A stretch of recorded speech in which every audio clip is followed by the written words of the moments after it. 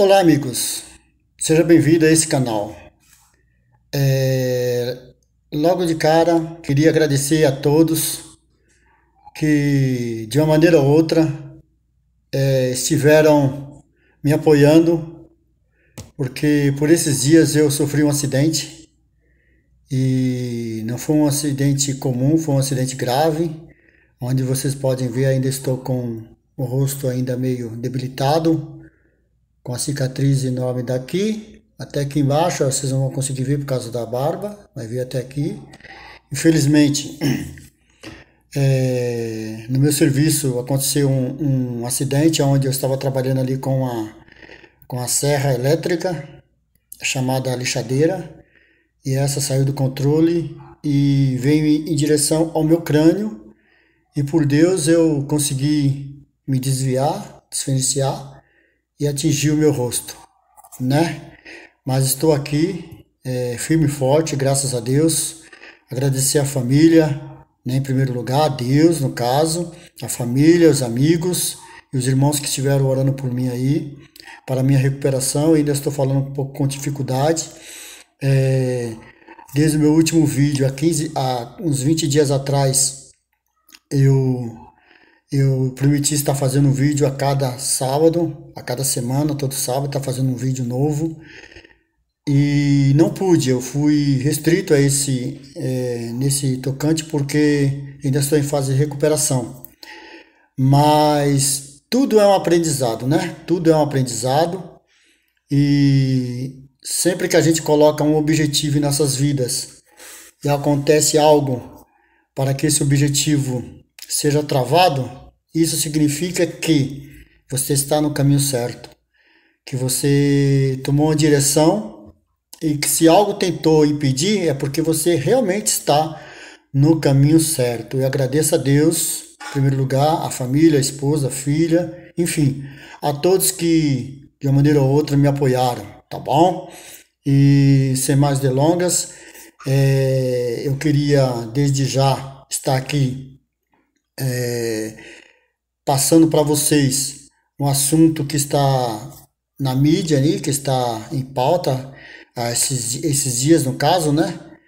Que é esse movimento total aí no Supremo Tribunal Federal, onde está vindo articulações aí a respeito dessa CPI, essa CPI da Covid aí que está movimentando o Brasil, e muitas opiniões diversas, ao contrário, a favor, mas o importante é que, como eu já havia dito, a esquerda ela sempre tenta, de uma maneira ou outra, levar vantagem em certos assuntos. Ela sempre tenta. Isso não é de hoje, isso é de tempos. Que ela pega uma pauta, né? Ela mira aquele assunto e tenta, de uma maneira ou outra, em cima daquele assunto, trazer para o lado dela as suas opiniões, né? O seu pensamento, para que você seja iludido a acreditar no que eles falam. Por isso que eu sempre, no vídeo passado, eu disse que a esquerda ela não é burra. Engana-se quem acha que a esquerda é burra. A esquerda não é burra. Às vezes, o nosso silêncio, o meu silêncio e o teu silêncio, pessoas de bens, é que dá poder para que eles atinjam as outras pessoas que são mais inocentes no assunto. Então, eu deixo bem claro que a esquerda não é burra. Quem achar que a esquerda é burra, engana-se profundamente, né? Mas o que é a esquerda? De repente, você pode estar olhando aí, mas, Edson, o que é a esquerda? O que é o papel da esquerda e qual é o papel da direita? Para te falar o que é a esquerda, eu demoraria aqui mais de 1 hora de vídeo. Mas só para você ter ciência do que é a esquerda, o que ela faz no mundo, não é só no Brasil, é no mundo, e não é de hoje que isso acontece, eu vou te falar, só para você entender o que é a esquerda. Você já ouviu falar de um homem que chamou 11 pessoas para estar do lado dele, para anunciar algo que ele estava pretendendo para o povo, aquele povo, um povo humilde, sofrido, né? Que não tinha esperança, que era oprimido ali pelos malfeitores da época, teve um homem que chamou 11, e no meio desses 11 apareceu um que engana-se quem pensa que ele foi chamado. Ele não foi chamado, ele simplesmente apareceu, se infiltrou e chegou naquele homem e perguntou se ele podia também fazer parte daquele grupo. Então veja só, até um exemplo e uma coincidência, se é que você acredita em coincidência. 11 mais 1, 12. 12 é o número da perfeição, o número dos discípulos, né? As 12 tribos de Israel. Mas aquele homem se infiltrou e, como todos sabem, Jesus é a pessoa que eu estou falando. Ele chamou os seus 11 discípulos, ele foi lá, chamou os 11 discípulos, mas Judas, ele foi, se infiltrou e chegou até Jesus, perguntando se ele também poderia fazer parte. E Jesus falou para Jesus, conhecendo o seu coração, falou uma passagem bíblica. Eu não vou estar lembrando em tudo, mas um trechinho o filho do homem não tem onde deitar, onde dormir. Por que você quer me seguir? Então, Jesus já conhecia o coração dele. Porque de todos os outros, de todos os 11, essas 11 pessoas eram pessoas normais. Pescador, um doutor, pessoas normais. Até com problemas sociais tinha. Ele chamou para estar com ele ali. Porque ele conhecia o coração da pessoa. Ele conhecia o coração daquelas pessoas que ele estava chamando. Mas Judas, que é o nome dessa pessoa que chegou até Jesus, Judas, ele era uma pessoa bem sucedida na época. Por quê? Ele já usava de artimanha. Então ele viu ali naquela causa de Jesus algo ao qual ele poderia ter proveito. Tá bom? Vocês vão me desculpando aí a voz, o jeito, é porque ainda estou com uma dificuldade ainda de pronunciar as palavras, porque esse lado aqui ainda está meio ainda salioso, ainda está meio inchado, tá bom? Mas bola para frente, vamos prosseguir aí, tá bom? Então voltando aqui, Judas ele foi, pensou, eu vou tirar proveito disso aí, e entrou. Será que Jesus não sabia do seu coração, do seu pensamento? Claro que sim, óbvio que sim, mas Jesus, ele não poderia ali dizer não a ele, porque ele não seria democrático, não é verdade? Mas Jesus deixou ele continuar a sua caminhada junto com os 11 discípulos, com Jesus era 12 e com ele 13. Veja bem a coincidência, 13. Com Jesus, com mais 11, 12. Com ele, 13. Só para vocês entenderem o que eu quero falar. E Judas ficou ali. Agora eu te pergunto, dos 12 discípulos, qual foi o papel de Judas? Me explica aí. Você sabe qual foi o papel de Judas? Você conhece a história do final dele, mas você conhece qual foi o papel dele? Foi equilibrar, porque não podia tinha que ter democracia. Jesus não podia só aceitar aqueles que realmente queriam levar a palavra. Tinha ali também Judas, né? Aí você fala, onde você está querendo chegar? Eu quero chegar que Judas, ele era um esquerdista. Como? Por que você está falando que Judas era um esquerdista? Porque ele só pensava no próprio umbigo. Você acha que Judas estava ali caminhando com Jesus porque estava interessado em ganhar almas? Ele era uma pessoa bem sucedida, ele estava nem aí para as almas, ou para quem quer que seja. Ele estava ali, ele queria aprender para catar o pulo do gato e se dar bem. E não foi isso que aconteceu? Eu te pergunto, não foi isso que aconteceu? Ele não deu o pulo do gato para se dar bem? Então, resumindo, a história dos esquerdistas já vem de longe, vem lá de Jesus. E bem mais antes, né? Se você for ver a história aí da humanidade, os esquerdistas aí, quem pensa o pensamento contrário das pessoas de bem, é sempre tirar proveito de algo que foi dito. Nimrod fez isso, Deus falou, não construa, não se ajunte, espalhe pelo mundo. Tinha pouca pessoa no mundo ainda, e Deus deu uma ordem, se espalhem, procriem, né? E que foi que esse tal de Nimrod fez? Simplesmente ele desobedeceu uma ordem, não, por seu bel prazer, foi construir uma tal de torre aí que todo mundo também já conhece, só para você entender o pensamento dessas pessoas. É sempre se dar bem em algo e iludir uma certa aglomeração de pessoas ao seu favor e tirar sempre proveito disto, entendeu? Foi assim que ele criou a Torre de Babel e todo mundo já conhece a história, o final disso também. Como também conhece a história de Judas. E Pedro falou, olha, ele vai para o lugar dele. Pedro disse lá em Atos do Apóstolo, esse daí já vai para o lugar dele. Qual é o lugar de Judas? O inferno. Porque engana-se você que ele se arrependeu. Negativo, ele se entristeceu, mas não se arrependeu, porque ele estava ali com o objetivo dele. Ele estava com o objetivo dele. Então, voltando aqui. A esquerda está no mundo para sempre levar proveito ao seu bel prazer. Tá entendendo? E no Brasil? O que a esquerda faz no Brasil? O que a esquerda faz? Vamos voltar aqui para você entender também do que eu quero dizer. Vou fazer agora 2 de agosto, 50 anos, né? 50 anos, meio século, pela graça de Deus. E desses 50 anos, 35 anos, desde 85 para cá, 35 anos, eu vi esse país nas mãos dos esquerda, das esquerdalha, dos esquerdalha. E o que foi que esses fizeram pelo país? Sempre com a promessa do Brasil do futuro, pátria educadora. Mas será? Cadê esse país do futuro que eles prometeram lá em 85? Cadê a Constituição de 88 que foi feita, que se você for analisar os pontos, só foi feita para favorecer eles e o pobre nunca.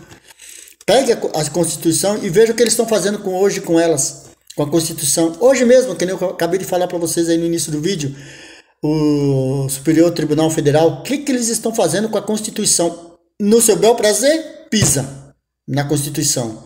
Mas quando é para julgar você e os seus atos, data o veredito que você é culpado porque você está fora da Constituição. Então veja bem, sempre é assim. A esquerda sempre age assim. Quando é pro lado deles, a Constituição vale. Quando é contra ele, eles pisam e diz que é uma brecha, que é uma cláusula que tem que ser estudada e por aí vai. Nós estamos vendo acontecer isso aí, pessoas de direita sendo presas. Se vai perguntar o motivo, não tem motivo. É presa na calada da madrugada. Entendeu? Não tem motivo. Simplesmente porque foi contra o ministro. Ser contra o ministro não é ser contra a justiça.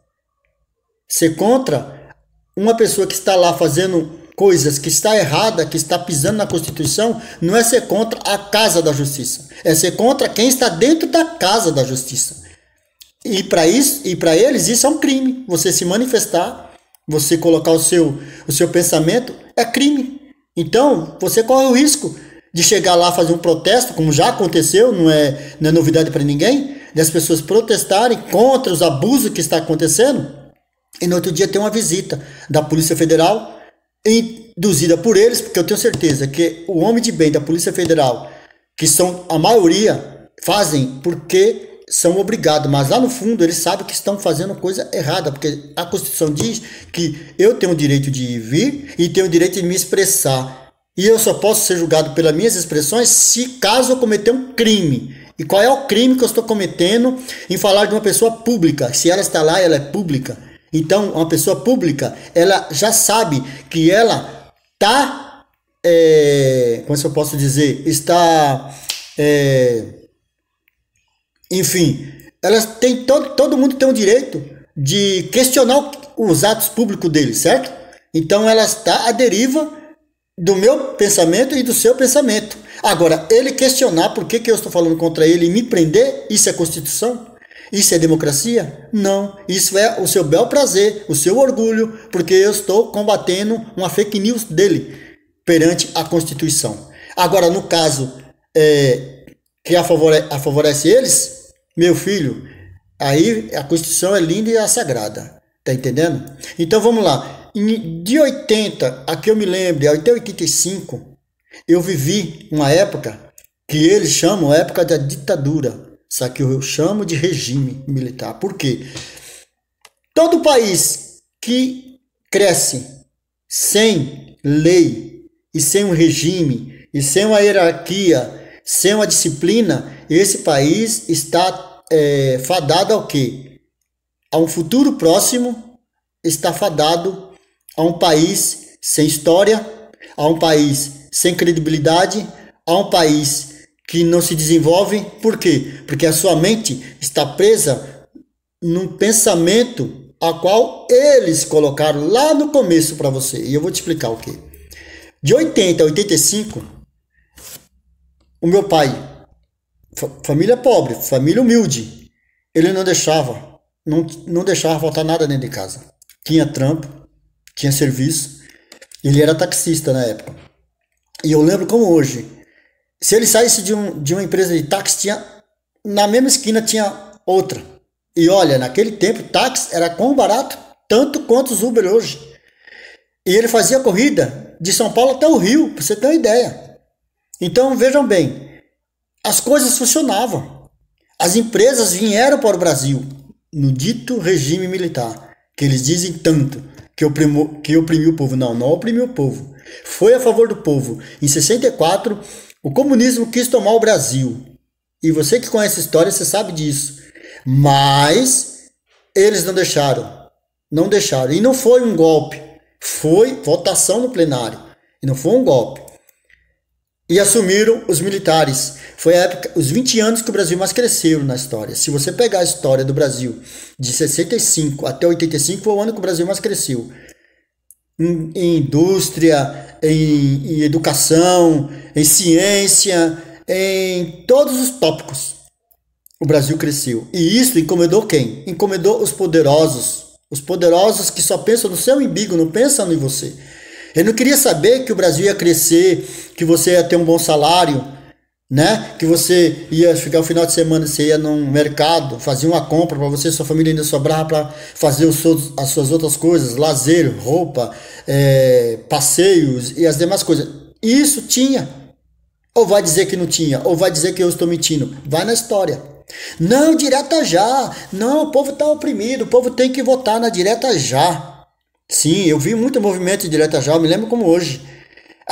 Jogador de futebol, artista, né? Tudo no direta já. Eu quero direta já, vamos para direta já. Fala pro povo, tem que ter o poder de colocar o seu voto na urna e adquirir o seu presidente legítimo, que foi da democracia escolhido pelo povo. Será? Eu te pergunto, será? De 85 para cá, será? Vi muitos passarem. E o primeiro deles nem chegou no poder. Por quê? Porque ele disse uma frase. Uma frase derrubou ele. Tenho certeza. Posso até estar enganado, mas eu tenho certeza. Uma frase derrubou ele. O meu governo será o governo do povo. Eu lembro como hoje. O meu governo será o governo do povo. Sabe quem é esse? Tancredo Neves. Ele agora te pergunta, ele assumiu? Ele assumiu? Não assumiu. Todo mundo conhece, quem estuda aí, quem vai para a escola estudar e quem foi da época sabe do que eu estou falando. Ele não assumiu. Assumiu um outro no poder e esse outro já estava com o seu, como se fala? Com a sua ideologia na mente. Entendeu? Agora eu te pergunto, esse outro fez alguma coisa? Negativo. Dos 4 anos de seu governo, 20 anos que o Brasil cresceu na mão da ditadura, caiu na mão desses poderosos que assumiram de 85 no tal voto democrático. Acabou o país. Acabou o país. A educação começou a cair.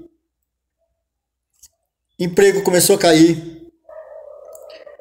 E tantas outras coisas que o Brasil, em vez de crescer, diminuiu. Aquele país do futuro que eles sempre prometeram, sempre protelavam. Não, que agora vai, nós vamos colocar agora um plano novo, tantos planos, né? Tantos planos que eles fizeram aí, planos só para colocar dinheiro no bolso. Isso é esquerda. Não venha dizer para mim que direita, centro-direita, não, ou você é. Ou você é esquerda ou você é direita. Esse negócio que está de cima do muro, para mim, é pior, porque não tem uma ideologia concreta. Ele vai para o lado que... Ele vai tentar para o lado que está atual. Então, quem está no muro, para mim, é pior. Tá entendendo? Então, esses de esquerdas dominaram o país. Vou falar o nome. Começou com PMDB, PSDB, PT. E vieram surgindo outros partidos por fora, com as suas bancadas, com as suas ideologias, com seus papos. Me dê passa daqui que eu te ajudo ali, me dê passa daqui que eu te ajudo ali. É sempre assim, sempre foi assim, desde 85. As benditas pastas. Pasta de educação, coloca na mão de qualquer um. Pasta da cultura, coloca na mão de qualquer um. Hoje se vê criticando o presidente porque ele coloca pessoas adequadas nas pastas, porque ele não fez barganha nas pastas. Ah, mas a pessoa que não sei o que, tudo porque estavam de olho nas pastas, nas benditas pastas. Essas benditas pastas acabaram com o Brasil, porque o me dá lá, dá cá. Foi o que aconteceu com todos, sem exceção, PT, PMDB, todos a farinha do mesmo saco. Sempre que ganhava um presidente, já se fazia a cúpula para colocar as pastas nas mãos dos perdedores, porque eles também queriam mamar. E mamar de 85 até os dias de hoje, eles mamaram na teta do Brasil. Esse é o papel da esquerda, sempre está se favorecendo da desgraça do povo. Como é que ele se favorece da desgraça do povo? Dê esmola para o povo que ele vai ficar calado. Dê esmola para o povo que ele vai ficar calado. Não é interesse deles te dar uma educação, um trabalho, para você se esforçar e ter. Não é interesse deles. O interesse deles é que você fique na sua mente que eles estão te ajudando todo mês a você comer uma migalha que cai da mesa deles, enquanto o bolso deles está cheio. Isso é o papel da esquerda. E não é só de hoje, e não é só no Brasil, é no mundo. Se for ver, a África é o continente mais rico do planeta. O que tem de minério na África, o que tem de minério ali na África, não está escrito. Minério de todos os tipos. Petróleo, o que você imaginar? Agora me diga, como é que vive o povo da África? Comunismo. Dá pobreza. Coloca eles na pobreza e depois dá esmola que eles vão estar sempre acostumados com isso. Não era para ser um país rico? Não era para ser um país rico? Não, lá é o comunismo, o socialismo. E esse bendito socialismo que queriam impetrar no Brasil. Mas graças a Deus, que Deus, eu digo com certeza, Deus, muitos vão me criticar agora. Cada um tem um pensamento. Eu, antes de 2018, eu não estava decidido a votar mais ninguém. Estava revoltado de votar mais ninguém. Devido às palhaçadas que aconteceram. Mas quando eu vi uma pessoa, há 4 anos atrás, não foi em 2018 não, começou a andar sozinho pelo país, a descobrir os erros, apontar os erros e apontar às vezes até a solução, mas ele não era tido como louco, tipo o nosso irmão Enéas, tipo como louco. Eu comecei a prestar atenção, eu não gostava, não ia com a cara dele, mas eu comecei a prestar atenção no que ele falava. E o que ele falava, às vezes, me dava aquele e falava, mas espera lá, ele tá falando isso, ele não tem medo de que os comparsas dele venham aí e peguem ele? Eu estou falando de Jair Messias Bolsonaro. Votei nele, confesso, um pé atrás, porque eu não gostava muito do jeitão dele. Mas quando eu vi mídia, vi artistas, políticos, vi um monte de gente, até cristão, indo para cima do homem, porque ele estava quebrando um tal de mecanismo desse me dá lá da cá do diabo, porque o me dá lá da cá é do diabo. Você faz, eu faço, mas desde que você me ajude, eu te ajudo. Isso é que quebra o país. Ah não, mas rouba, mas faz, tá bom, tá bom? E o teu filho, e a tua filha, que futuro vai ter? Eu daqui a pouco vou partir dessa para melhor, você também, quem tem mais de 50, 60 anos, e o seu filho, que futuro vai ter o seu filho, que futuro vai ter sua filha? Eu penso na minha filha. Essa educação de hoje, me desculpa falar, é uma educação nojenta. Você chega para uma pessoa que tem 10 anos de idade, e ela não saber te falar o que é pontos cardeais, não saber falar o que é estações do ano, coisa simples que se aprende na 4ª série. Há 5 anos atrás, eu vi uma coisa absurda na televisão. Falei, meu Deus, a ditadura militar de 80 e 85, qual eu tenho orgulho de bater no peito e dizer fiz parte. Porque quando eu entrava na escola, eu batia continência, eu cantava o hino nacional, o hino da bandeira e o hino da independência. Cantava e me orgulhava por isso, né? E aí daquele que não cantasse, era visualizado e perguntado por que você não está cantando o hino nacional. Ele não ia para uma cadeia, não, mas ele ia ter uma nota baixa, porque ele não estava sendo patriota.